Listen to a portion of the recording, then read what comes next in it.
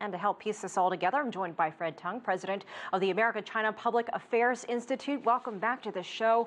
First, your reaction to China's white paper on the South China Sea and then the moves that followed it. Right. I think that I read the white paper.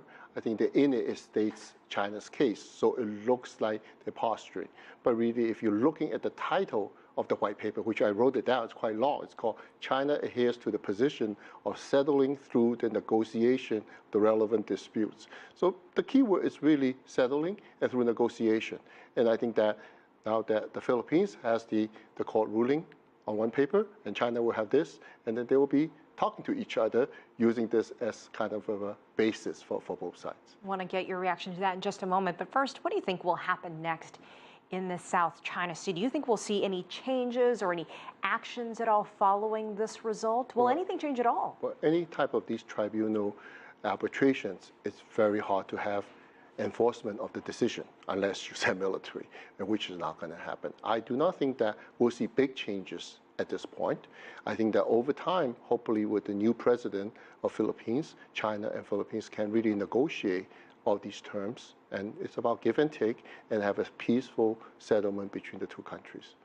Where do you think China-Philippine relations stand or could go at this point?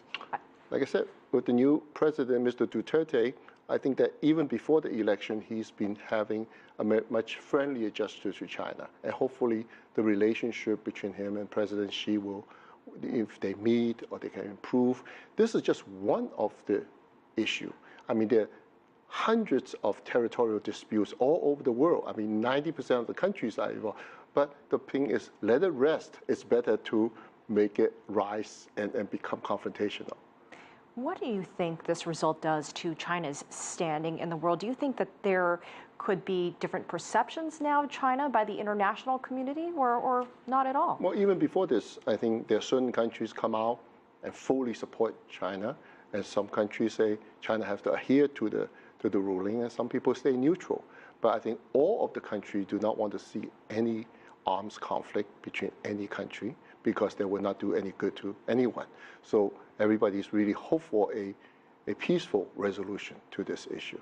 What are some of the biggest questions you're hearing from various people that you talk to about what happened with this result?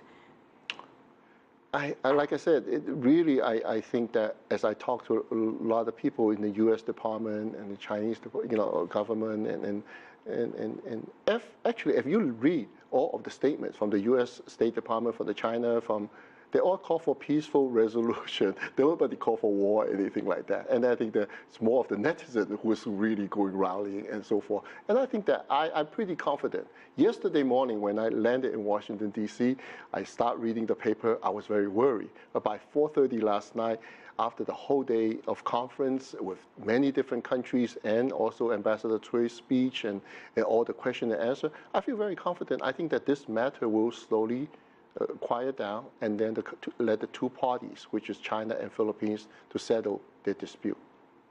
We're seeing the RIMPACT exercises off the coast of Hawaii, right. China, the U.S. taking part. A different kind of diplomacy there, right? I mean, despite everything that shows to prove that actually U.S. and China is working well in many, many different areas. From time to time, there will be a hiccup, there will be a disagreement. And even this, United States is not really a party to this. The dispute is really between Philippines and China. And I do not think that United States want to be too aggressive into this area. Yeah. All right, Fred Teng, as always, we appreciate your insight. Thank you for joining us here on the show. Thank you.